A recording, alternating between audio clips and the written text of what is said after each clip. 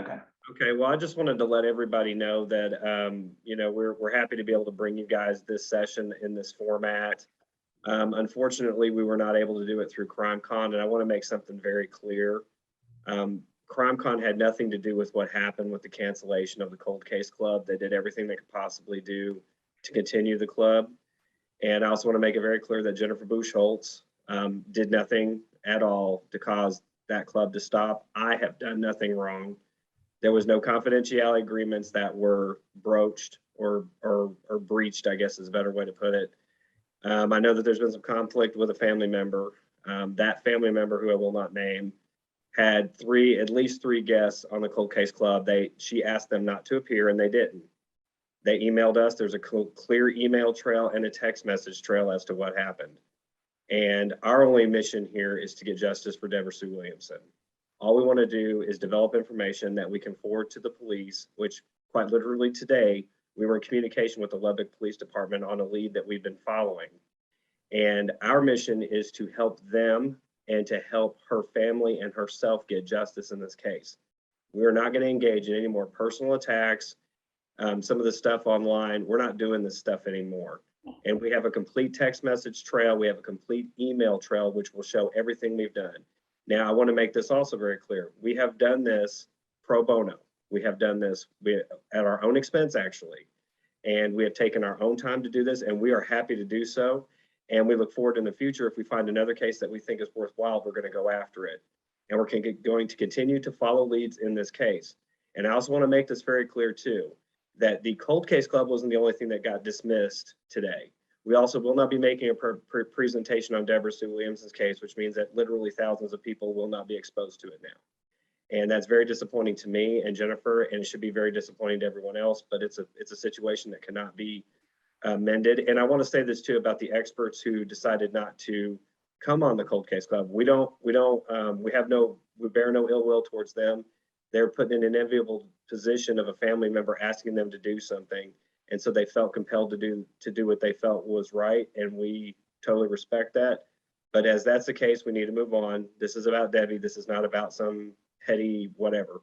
And so I just wanted to make sure everybody understood that. And if anybody has any more questions about it, feel free to message me or message Jennifer. And with that being said, Jennifer, we have a fantastic guest who has a lot of... I want to interject one thing, or actually two things. One is that we are still presenting at CrimeCon. That was not taken away from us, but we will not be presenting on Debbie's case because of this situation. Right. So we are reworking our presentation, and we're going to do something different, and that's fine. The other thing, I want to give a huge shout out to my employer, American Military University, for helping us adjust to this situation today and agreeing to host not only tonight's session, but we have two more.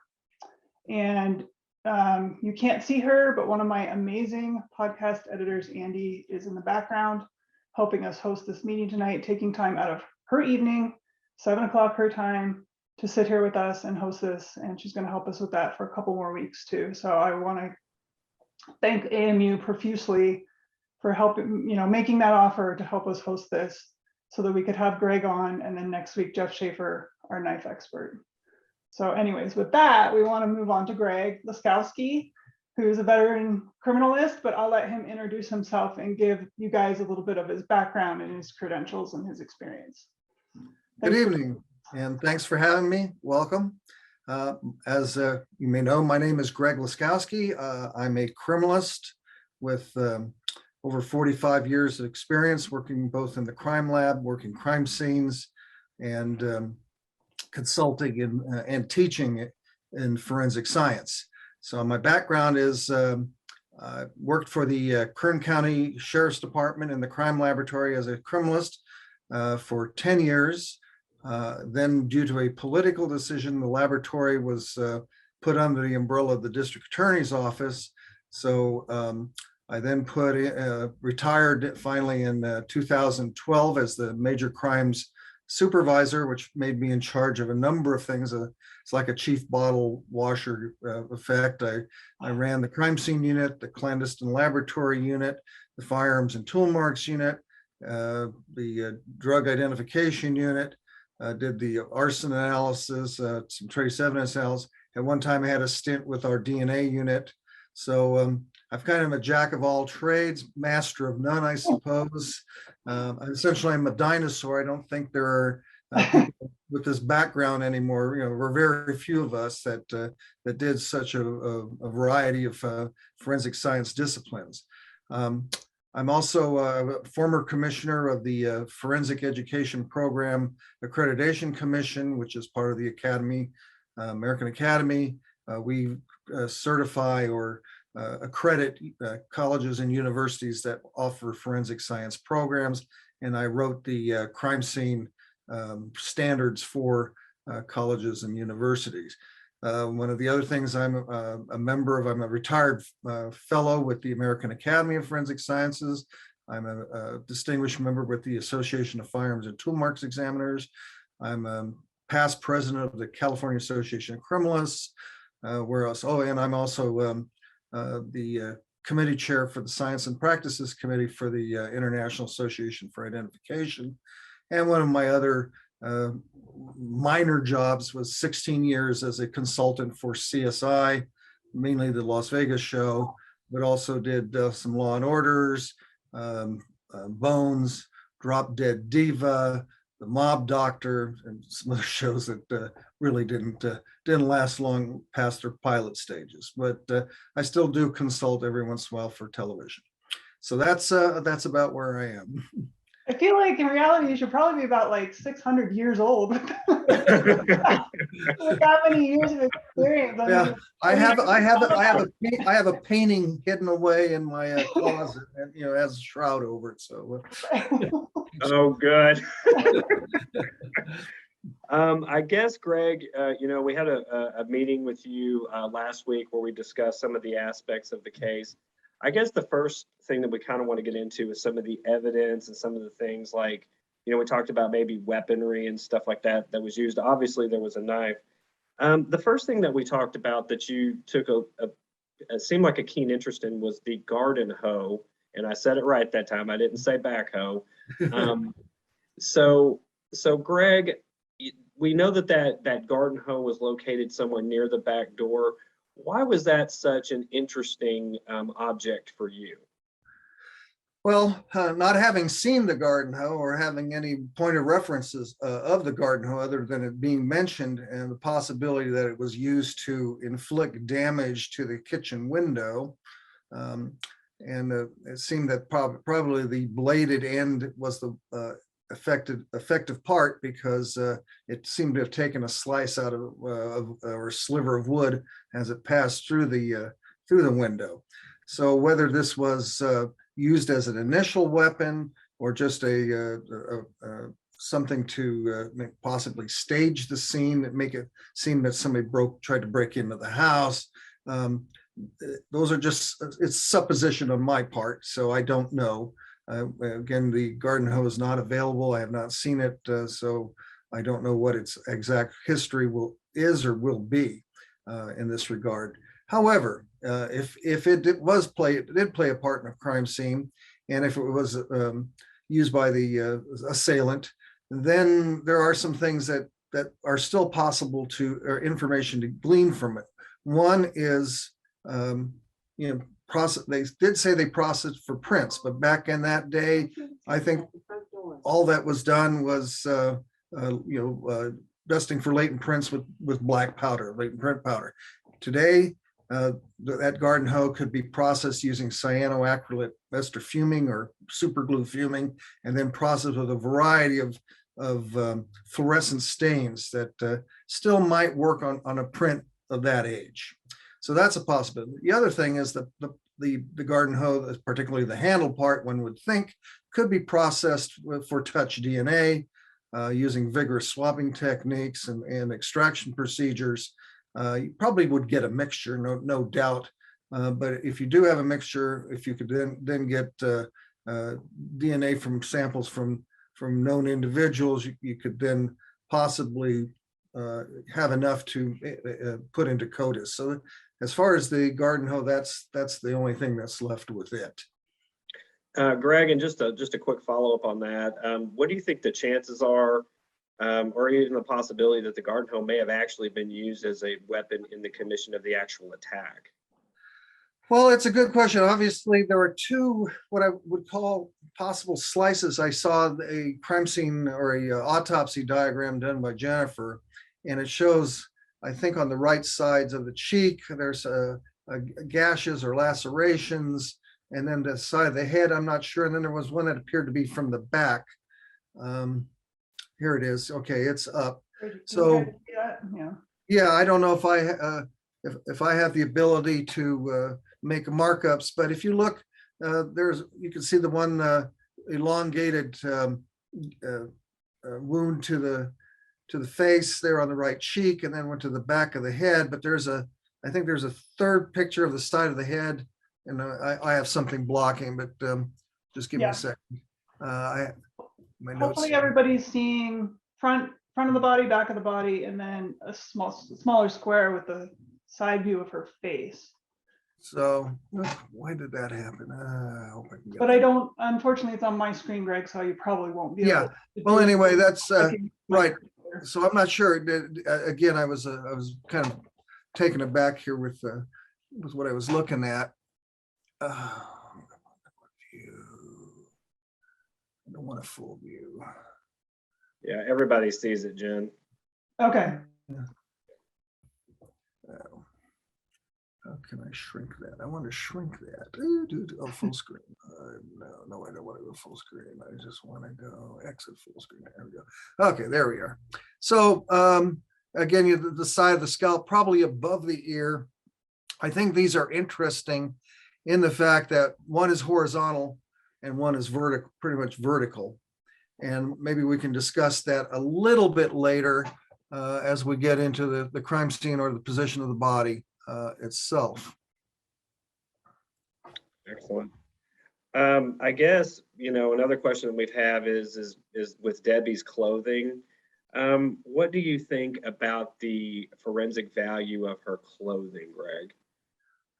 I think that's maybe a key issue that can be still addressed if the clothing has still been maintained, particularly from the fact that it is probably obvious that the assailant unbuttoned her jeans and pulled them down below her ankles or knees to her ankles, and then dragged the body, and more than likely dragged them by the ankles.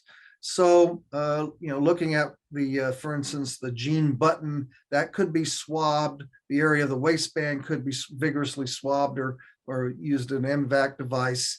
The areas of the ankles of the jeans, again, you might get a mixture, you might get a solitary DNA profile. But again, this would be a vigorous technique, and hopefully the jeans have been maintained, or the clothing have been maintained in a way that that these additional tests can be done. Yeah, and our understanding is that it has. Also, looking at the jeans, there might be looking at if there are area or droplets of blood or staining of blood in those other areas that are separate and apart from where her wounds would tend to be. Maybe the suspect cut himself during the act, and looking at those stains and running them, extracting them, and hopefully getting a profile suitable for CODIS entry. That's something that to be looked at. And they also collected blood samples from the pool of blood in the carport, as well as on the back patio where Debbie was found. Back in the 70s, all they could do with it really was blood typing, and what typing they were able to do match Debbie's blood type. But again, our understanding is this evidence is still intact and preserved. So if they have those blood samples, they're still viable. What do you think could be done with those with today's technology? Well, again, obviously DNA analysis, maybe, if it's degraded to some degree, they could do something like SNPs or mitochondrial DNA, which of course, if the suspect is a man, it would indicate that it would only indicate the suspect's mother. But on the other hand, these other techniques, if you're looking for a mixture, you're hoping that there's a mixture there. Sure. And if not, that would probably be the victim's blood. Yeah, and obviously with today's technology, if there's a mixture, we can separate those into 2 or even more separate DNA profiles, depending how many are found there. So Right. Everything else that we expect will be done. And they also scraped all 10 of Debbie's fingernails at autopsy and collected those scrapings into, actually, it even noted in the report that they scraped all 10 fingernails, and all 10 scrapings were separated into 10 different Okay. containers, which is the smart thing to do. Right. And again, we've been led to believe those are still intact. So what's your thinking on the probative value of those fingernail scrapings now, this many years later? Well, if she fought back and there'd be, skin tissue and such, I would, expect that to be, evidence that could be gathered. I think probably at this juncture, if any trace evidence such as, well, of course, they could still look for foreign hairs and fibers. If during the struggle, there's a intact follicle or root, that might have come from the suspect. So if there's any hairs and fibers that are what we call either anagenic or not telogenic, where they've just fallen out, but there's a sufficient skin tag on follicle on the root, then it'd be worthwhile pursuing. Sure. Trace evidence, I don't know, hair, certain fibers. I don't know at this stage. Clothing is, the suspect probably gotten rid of that clothing, worn out, so it's not, wouldn't be available. But correct, most likely, yeah. But you might get a profile, some kind of polyester, or something, if it's a, other than maybe a cotton fiber, might be, indicate maybe a type of shirt or garment. That's true. Yeah, trace fibers found on her clothing even today would give a clue maybe about what the killer was wearing at the time that they attacked her. So that's actually something I hadn't thought of.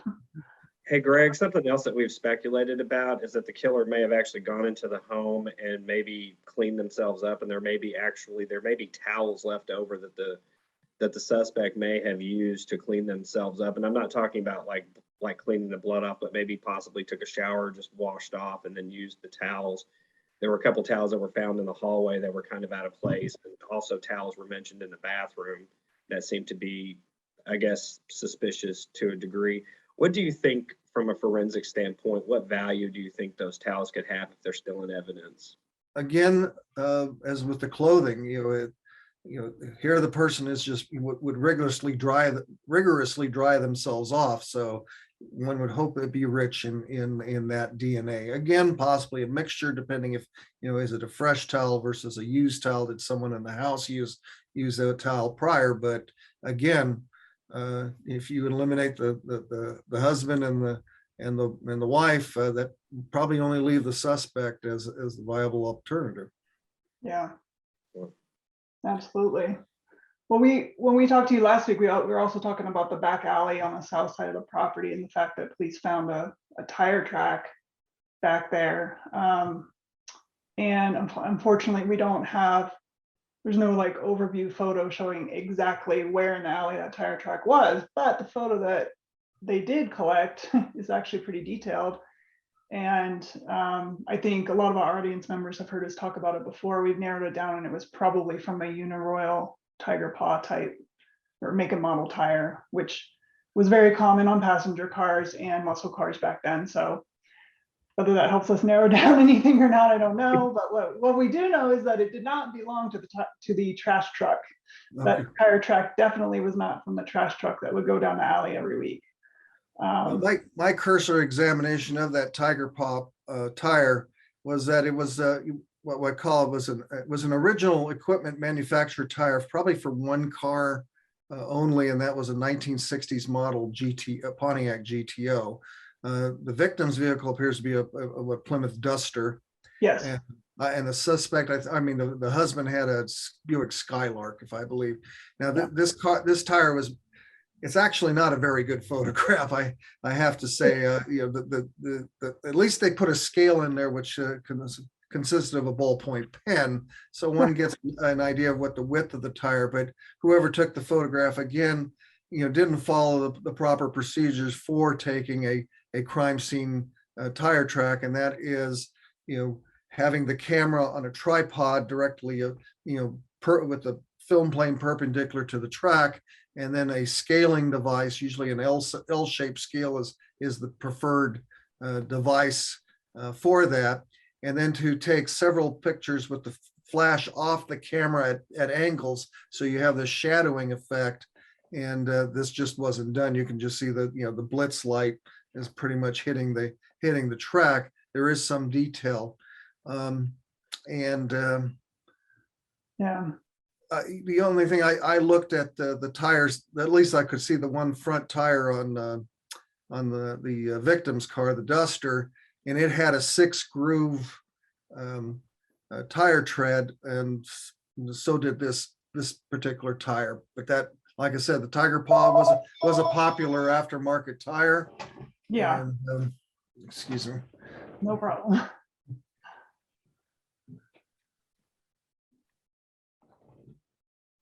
Okay. So anyway, that's what I can glean from that. You're in high demand.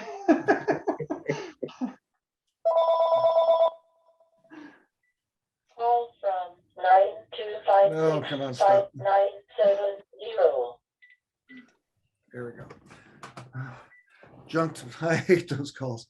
Yeah, it's about that time. So anyway, it's it was probably very popular aftermarket tire. I remember as a kid back then, when the Tiger Paw commercials came on, they were kind of interesting with the car with a tiger legs on them, and so you could see how good marketing would make them popular. Yeah. So what led you to feel that it's more likely the 60s model GTO over any other muscle car or passenger car?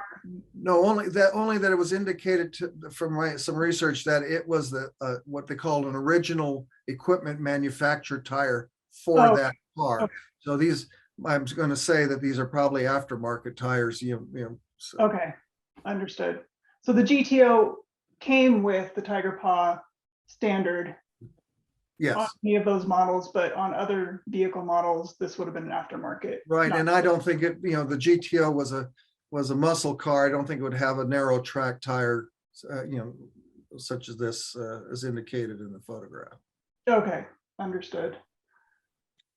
I guess, Greg, something that we've talked a lot about is whether we kind of wanted to get a differentiation between staging and posing. A lot of people ask us this question: was she posed or was she staged?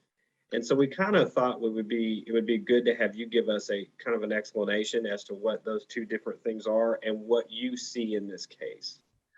All right. Well, it's simply posing versus staging. Posing is where the assailant is going to, for whatever reason, put the victim in a certain position.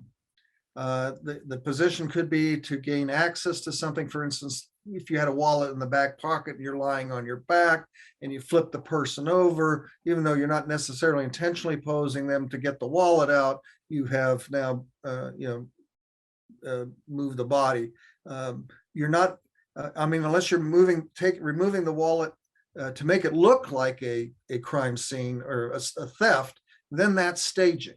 You're making the scene look something other than it is.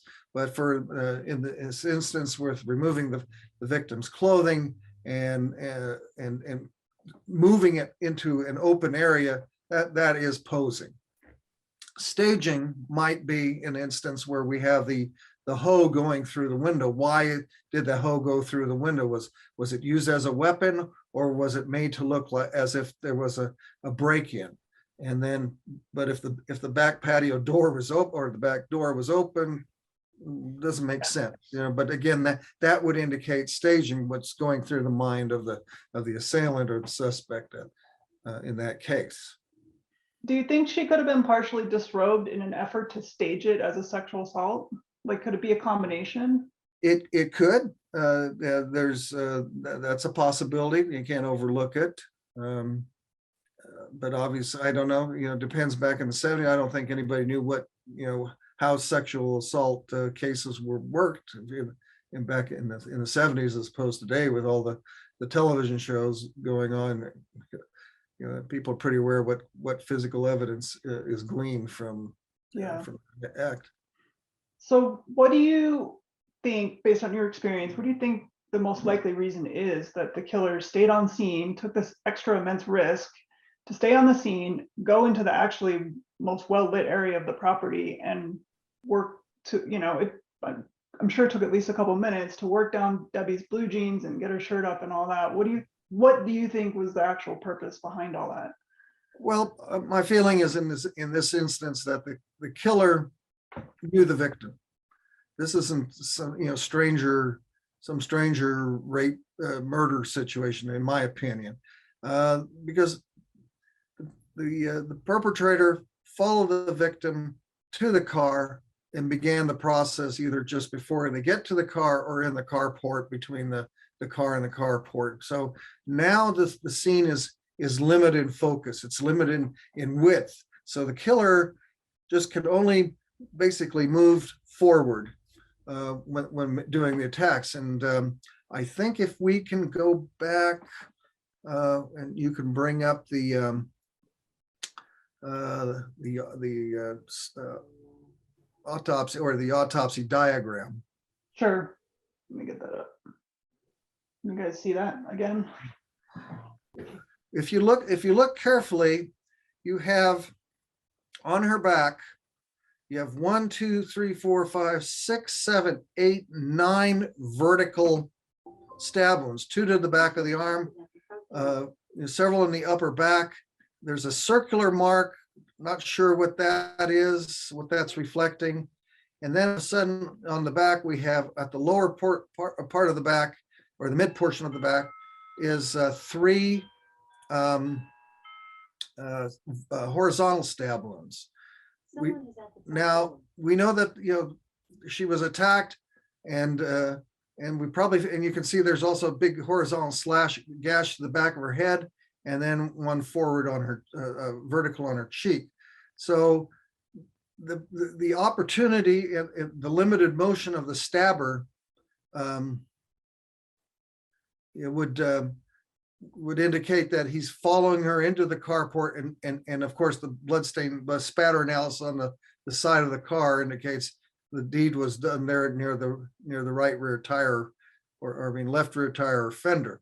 So then we have the lateral stab wounds into the back. Are these done later? We don't know. There's no description of them, but it would appear to be these are separate in time. And then when she's flipped over, again, what do we have? We have horizontal stab wounds to the upper chest, again indicating that maybe now the suspect or the assailant is in a more open position. He can be, to the right or to the left, stabbing in. So that's my take on this. Greg, as far as when you look at the stab wound pattern and you look at the facts that you know about this case, as far as the injuries to her, can you even assess, like we've noted before, that she didn't have any like real defensive wounds to her hands? Like it didn't seem like she grabbed the blade. A lot of times the victim will grab a blade even if they're being stabbed. Can you assess the amount of like how much she might have fought back, or is it even possible with the limited information we have? Well, if she was struck in the face, maybe initially, I don't know, because those wounds to the face, there's not a real good description of them, but they're not fatal, and they wouldn't debilitate her. But if she's rushing toward the car, and now she's trapped between that carport and her car, the action is now on the assailant's part, moving forward and striking her in the back. She's defenseless. She can't move. I think these other wounds to the front of her are probably after she's been pulled out away from the carport and onto the porch. So they would be more like, I guess the term would be more like finishing moves. Yeah.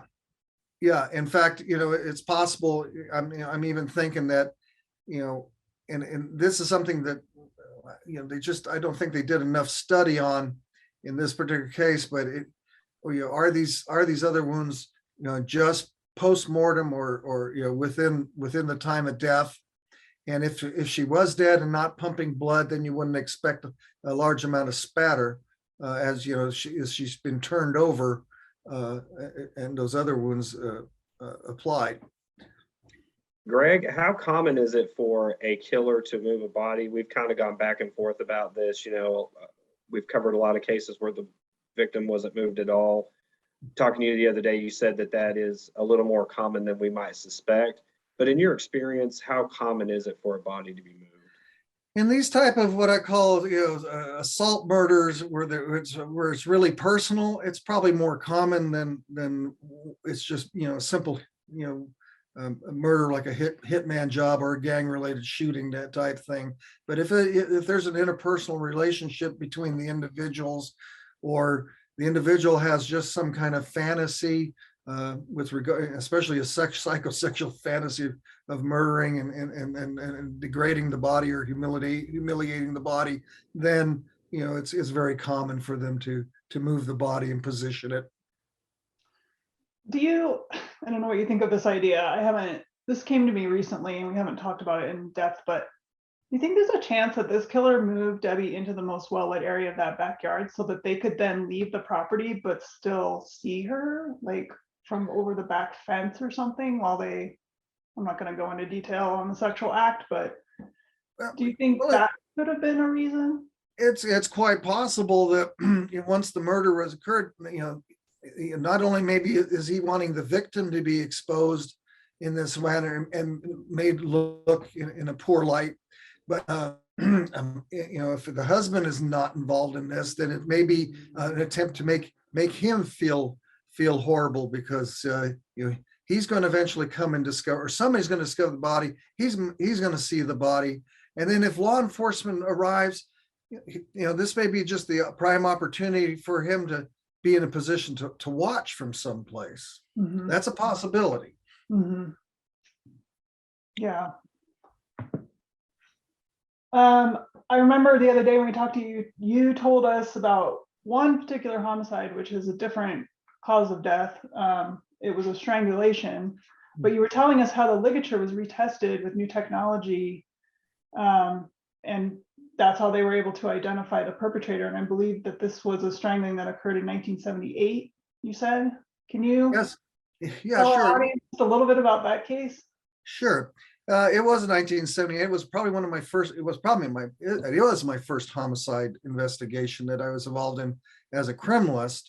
I didn't go to the scene back then, but I worked in the laboratory, looked at the physical evidence in the case. The case involved a young lady who was the chili cook-off queen of Rosamond, California. Rosamond is an high desert area where Edwards Air Force Base is located. So if anybody knows the movie The Right Stuff, they might have a familiarity with that region. She lived in an apartment. I think she had just graduated high school, was going to go to college. She lived in this apartment by herself. She did have a boyfriend, a steady boyfriend. He was the son of the substation sergeant of the sheriff's department. They were seeing each other, and they obviously had a relationship. So she was found in her apartment, strangled, laying on her bed, naked, with her socks that were knotted together and tied around her neck as a ligature. And so years later, we processed the bed. We obtained some stains on the bedspread, and of course, there were some stains that would indicate they came from the boyfriend. At that time, we could only do ABO typing and some enzyme typing. At those times, we did PGM, esterase D, EAP, esterase, erythroacetate phosphatase, some other enzymes that would you could maybe get a profile of 1 in 10,000, 1 in 30,000 if you're really good, as opposed to ABO, which, if you have an O, it's probably almost half the population, or A. So we did that, but nothing ever came so for 20 years, this case was unsolved. I thought at one point I had one clue to tie the suspect to the case, and that was I was looking at the trace evidence from the house, and I keep finding these dog hairs, and they were consistent with the Doberman hair. So I said, you're looking for a Doberman, someone who had a Doberman pinscher. Well, the previous tenants of the apartment had litter of Doberman puppies. Oh my gosh. So yeah, so that kind of evidence just disappeared. Wasn't of use. But anyway, 20 years down the line, they kept looking at this one guy. He lived across the street. Said he never was in the apartment, and that's the interesting thing. He denied ever being in an apartment. Well, the ligatures were processed, and I mean, I remember the criminalist who worked in our DNA section rigorously scraped it with a metal ruler and then concentrated the material from it and got a good profile.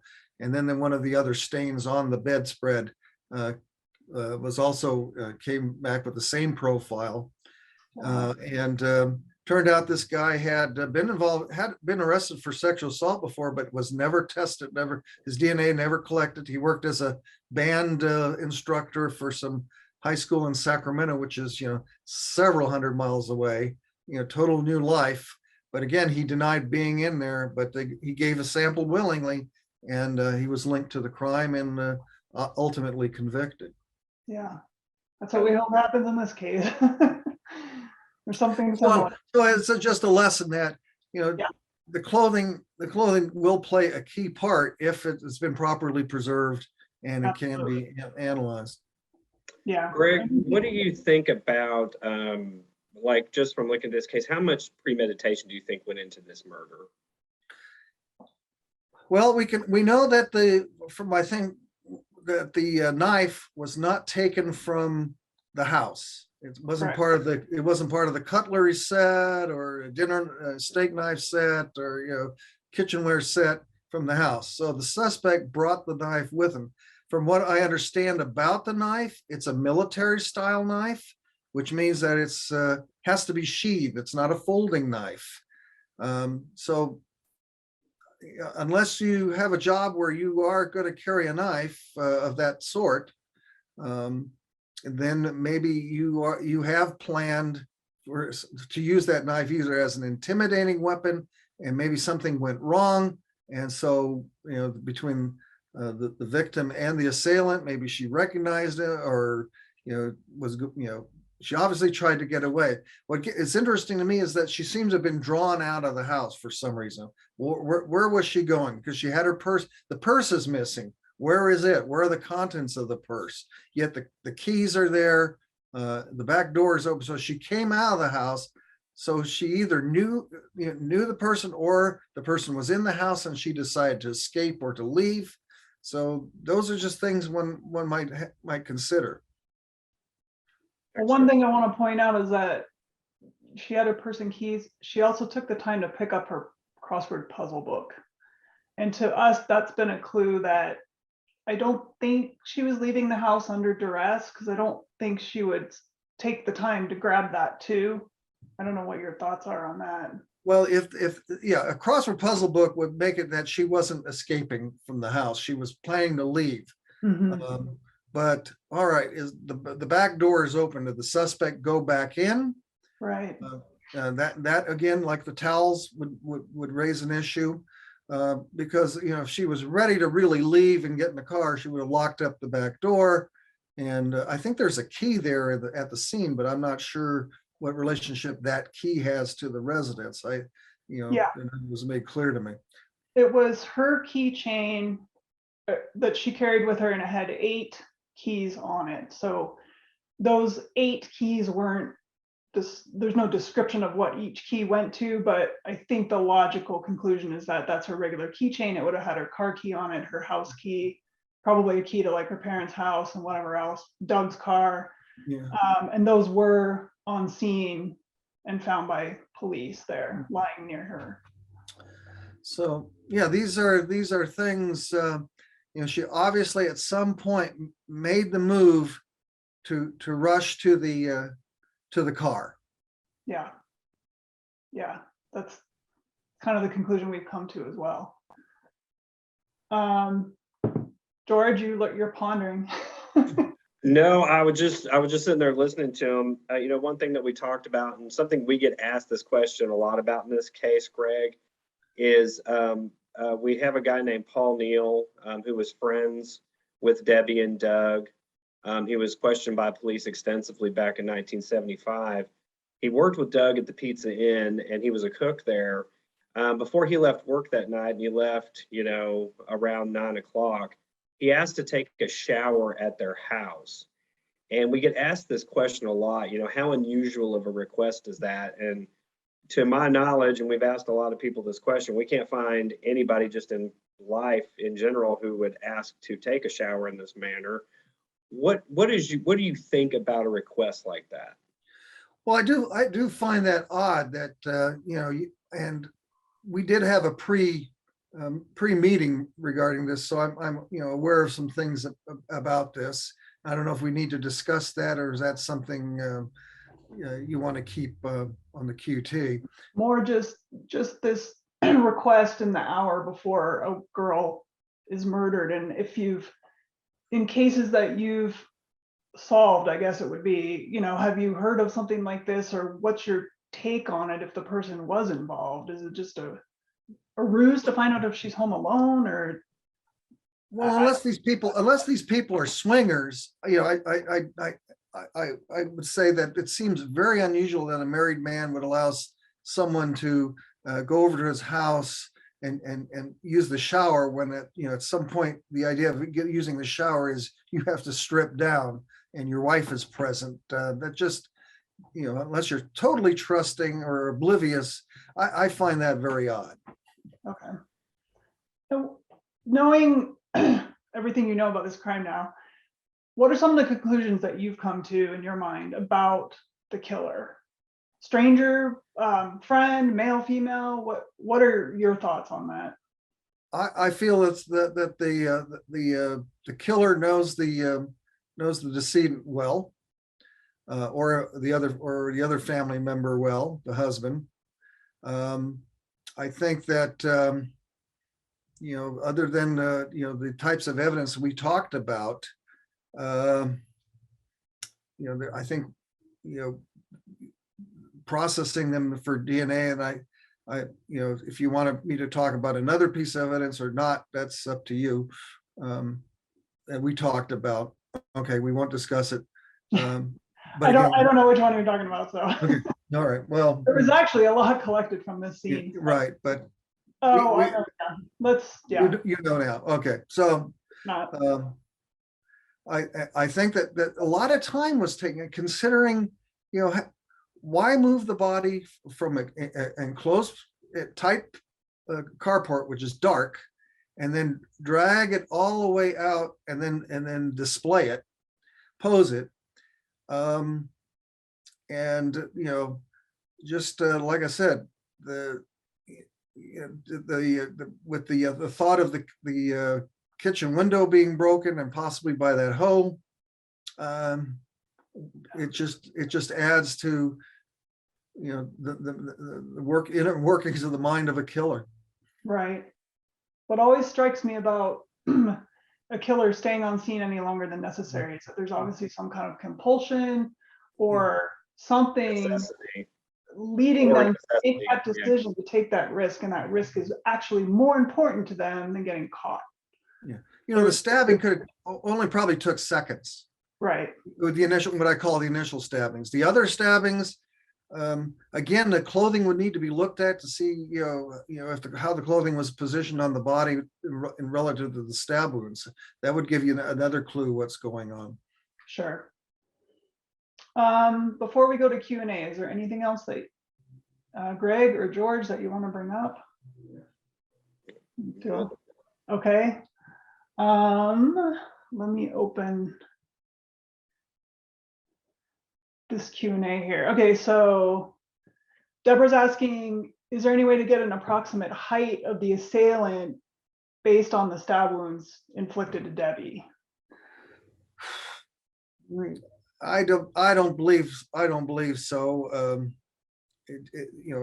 It's how the position of the, was she pushed down when the stabbing occurred? Did she receive, a blow prior to the head, or are there some bruises that would indicate, that he hit her, and then somewhat disabled her?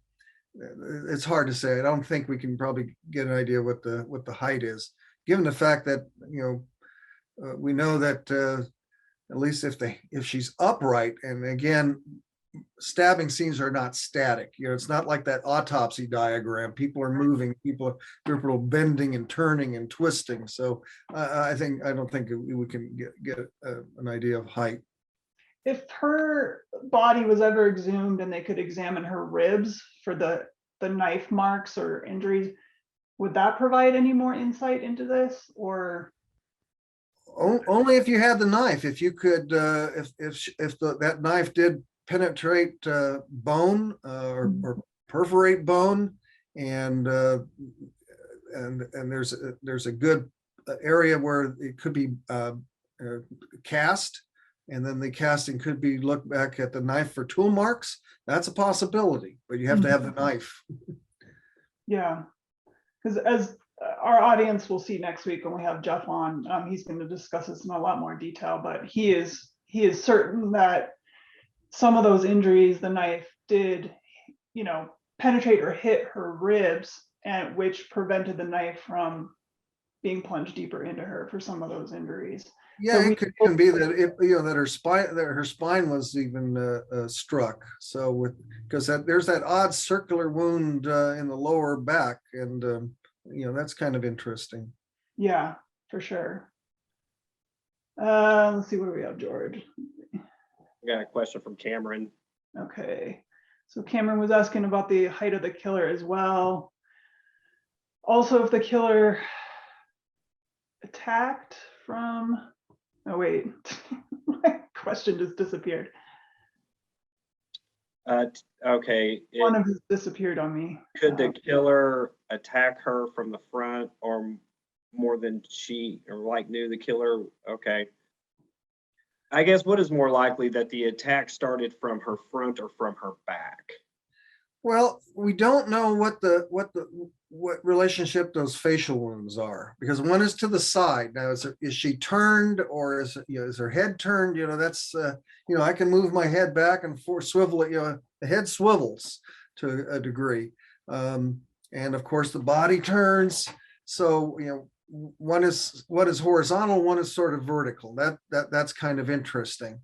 But if you can see that from, in that carport down at that left rear tire, that the blood spatter doesn't go up very high. So she's down there when she's receiving those stab wounds, and that makes me think that the killer is behind and over, and has a very limited strike position, and that's why those other wounds, those lateral wounds that we see, seem to think that may have been as a result of her being pulled out of the carport, stabbed again, repositioned, stabbed again. I mean, it would be interesting about the ones to the armpit, that if those are two there, or just resulting of pinched skin with the arm close to the armpit, and then the knife penetrating or perforating the skin. And Greg, as a follow-up to that, Cameron wanted to know, basically he wanted to know the difference between when a killer uses a knife versus a gun or some other weapon. What are some of the reasons why a person would use a knife and not a gun? Well, one, if you're proficient with a knife, then that may be your weapon of choice. I mean, a lot of people don't know this, but Doc Holliday killed more people with a knife than he did with a gun. He was very proficient with a knife, where we're not. The other thing is, a gun makes a sound, a knife doesn't. The unfortunate thing is, unless you're an expert, knife thrower, you have to be up close and personal with a knife, and maybe that's the choices. You can control a person with a knife. In fact, I've talked to a lot of cops who fear knives more than a gun. I've heard that. Yeah, I have too. I've heard that. We also wondered if maybe subconsciously this killer wanted to make sure Debbie knew who attacked her and killed her. Whereas, so if you say you were in that empty lot across the street from her carport or something and fired a shot at her and killed her that way, she never would have known before she died who did that. Right. So maybe the killer had that in his mind too. This makes it personal. I think so. Like I said, you bring this is a fixed bladed object. It's probably about 7 to 8 inches long. It's a combat knife. It's a tactical knife. It's being used is to kill. Yeah. Michelle's asking about how much force it would take, or maybe strength, to drag 120 pounds or so across concrete. Well, that's an interesting question. I don't know how if that's really something that you can do, but you have to realize that she's in a pool of blood. That before that pool of blood sets, it's pretty slick. I mean, that's why sometimes killers, when they're using a knife, and they get bloody, that's how they get cut, because they can't really get a hold of it. The knife becomes slick. So it's like dragging someone through an oil puddle. They become slick. Makes it easier. So it's not it makes it easier. Mm-hmm. Okay, so there's 2 people who asked this question. What are your thoughts on 1 versus 2 perpetrators being involved in this murder? I don't think this is it is a good question. And one of the questions I thought was, as I looked at the scene photos, one would think that one would see footwear tracks, an outsole pattern of some sort, with all the blood and the dragging and such. But if the guy was behind and then was able to pull her out, and there's an area where you have pooling by the car, then the drag marks, which have less pooling, then pooling again, he can step around the blood before it forms and do his dirty work. Yeah.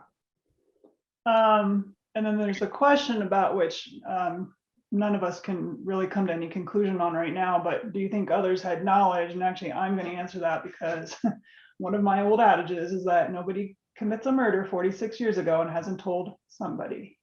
So we are convinced there is at least one person out there that knows what happened and who this perpetrator is. And I'm not trying to be vague on anything we know, because we don't, but that's just in general, when it comes to murder, that's my personal philosophy, that you don't go that many years without leaking something out to somebody. Yeah, I think there's some tells that seems to be odd that after this time, I really think that this person probably has mentioned it, or has given a sign as to that it happened, and somebody's not speaking up. Yeah. Jim, we've got 2 or 3 people who've asked whether Greg believes it's a male or a female that perpetrated the crime. I would find it odd, and it's only, maybe call me sexist or generationalist or something. My generation is, I don't see female. I mean, back in that day, I don't see females carrying a military style knife. It would have been a knife they would be familiar with a kitchen knife of some sort, if they were to use it. This is a specialty knife. I don't think a female. We have to think back in the terms of the day, and not today. Yeah. And I think we talked about this last week too, George. I mean, my personal feeling is usually if it's a female on female, there's a jealousy aspect, and the attacker, basically a woman's good looks are representative of that jealousy. And so I would have expected a female attacker to go more for her face, even post-mortem. And also, I wouldn't have expected them to leave her face up with her genitals exposed, because that's what you're jealous of. That's just my personal opinion. But Jennifer, I agree with you 100% for sure. We have one question here. I thought the guy who asked to use the shower was going on a date that night. Do we know if he did go on the date? And I'll answer that one. He did go on the date later that night. We have extensively interviewed the person that he went on the date with. And at some point, we'll probably share some of the things that we learned about that conversation. Right, Jen?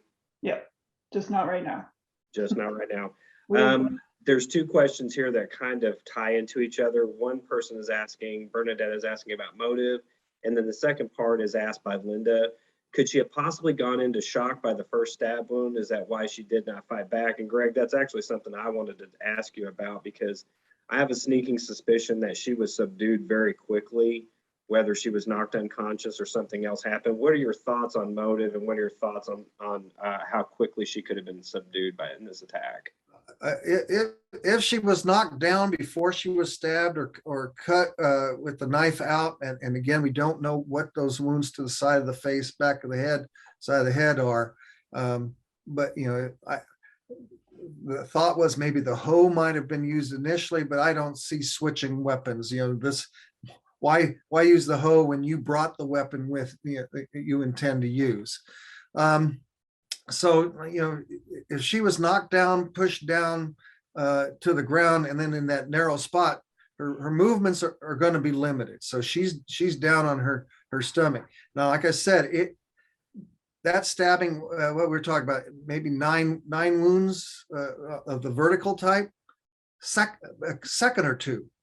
You could stab a person almost 100 times within a minute, easily within a minute. So this is just seconds.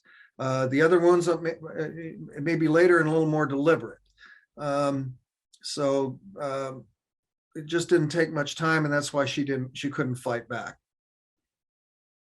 There's one up above we kind of missed, George. Do you think where Debbie's body was left, was that planned by the killer, or do you think the person dragging it and disrobing her got spooked by something and so they fled the scene? No, I think given maybe if the lights were on in the house, or the lighting of the area, and maybe I don't know what the total view was of that backyard, but he took the time to do that. I think he planned that. Okay. It's tough to move a body. I mean, people think about picking up a dead weight body and moving it.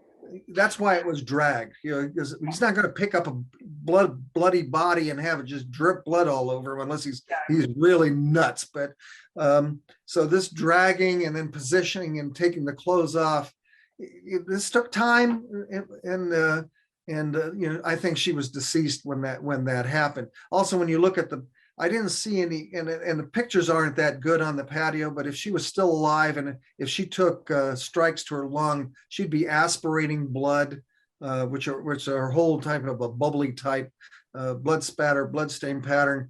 I don't see that at the porch. And in the carport, that's just, that could have been covered up with just the tremendous amount of pooling from the stab wounds, the multiple stab wounds. Right. So that kind of answers Amber's question about, which location did she probably die at? I like the next question from Deborah Lewis.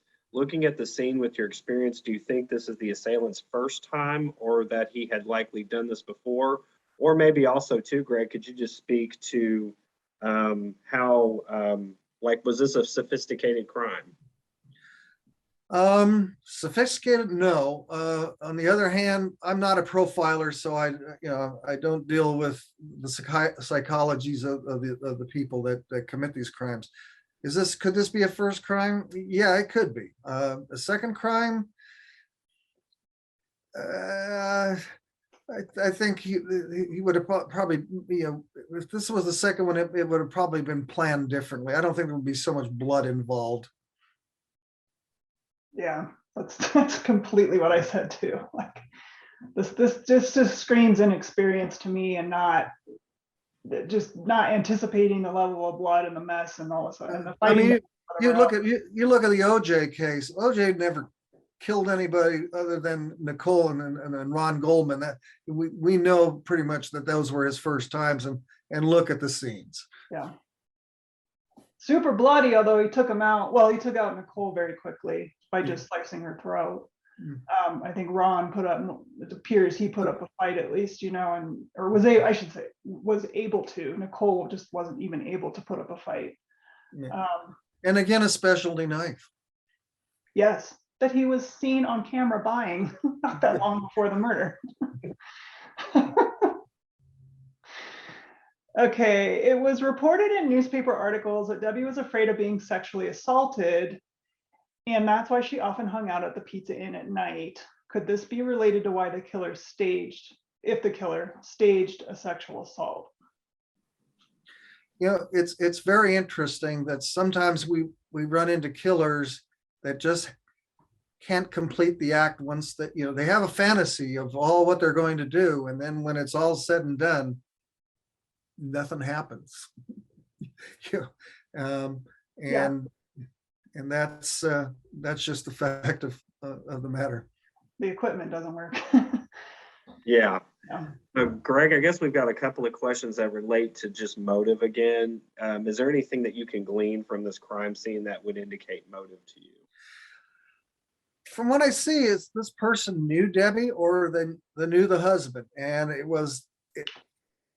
Debbie was the prize. Debbie was the trophy for this. The after part of it is maybe to mainly get back at Debbie, but maybe also to hurt the husband and maybe other people. I just think this person had a fixation on Debbie. Do you think something more specific precipitated this attack, like within the day or two prior, that maybe some altercation or exchange happened that's what it was that pushed the person over the edge and like, okay, I'm done. I'm gonna go.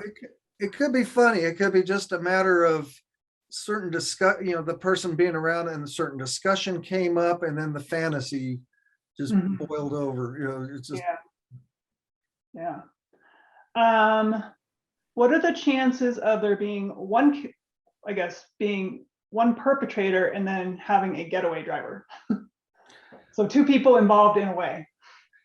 I mean, it's possible, but I doubt it. I mean, I can't see someone sitting in a car waiting. I mean, it's not like you're going to get money and go.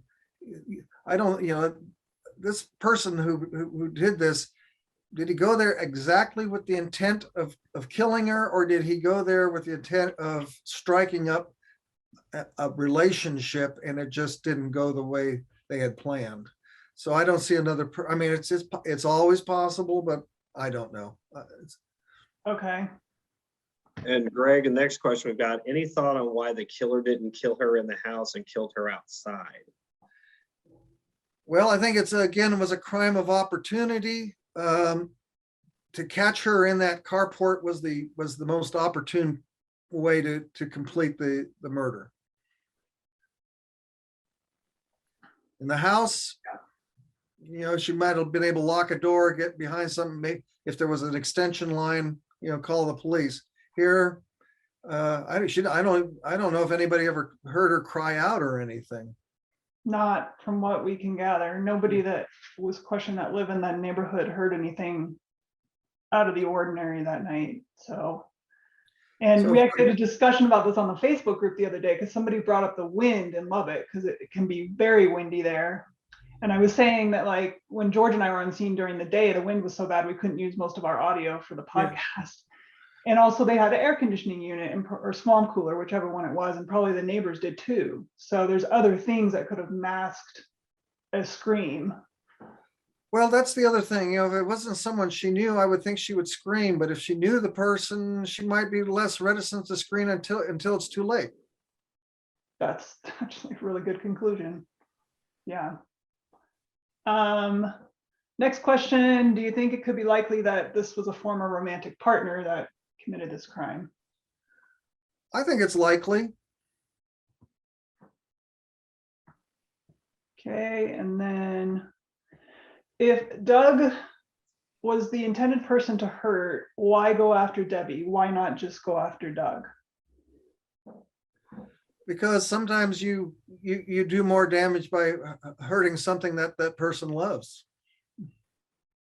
Yeah. I mean, how do you really hurt a person? Mm-hmm. You know, like killing a pet, you know? Yeah. I mean, Debbie suffered, obviously, but not in the way that Doug has for all these decades. You know, there's no going back. Right. And there's no way to, you know, you obviously people learn to cope over time, but it's not something you can ever forget or completely get over. Same thing with probably, you know, her parents. You know. Oh yeah, most definitely.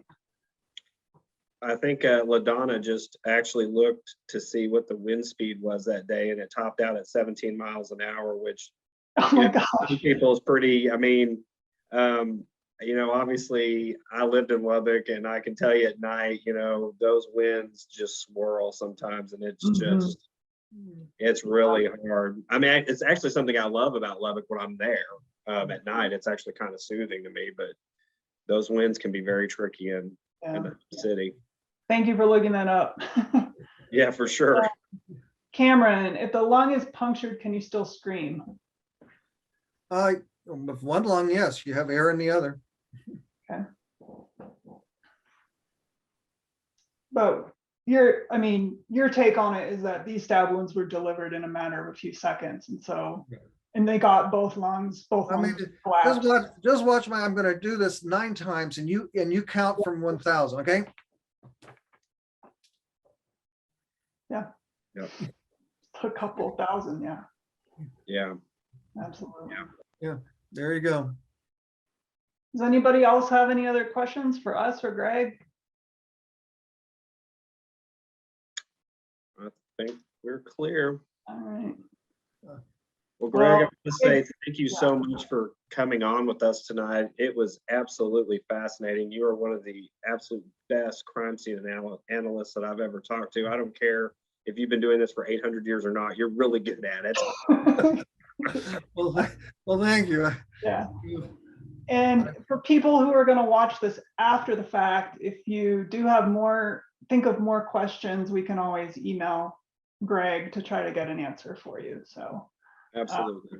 Okay. everybody knows how to get a hold of me and George, so you can do that. But we're going to be back next week at the same time, Tuesday, 7 p.m. Eastern. We have Jeff Schaefer, who you've heard on me and George's podcast, but we really wanted to bring him on video with the type of dagger that he thinks was used in this case, so that you guys can actually get a good visual. And he has some really interesting insight into how you can conceal different types of knives and stuff like that. So have a really interesting conversation coming up with him. And then our plan is for the week after that to just do a big roundtable discussion, Q&A, whatever people want to talk about with regards to the case. We can go over everything then. So, and thanks for all of you that joined us tonight. We really appreciate it. Yeah, thanks a lot. Yeah. All right, everybody. Take care, Greg. Take care, George. All right. Goodbye.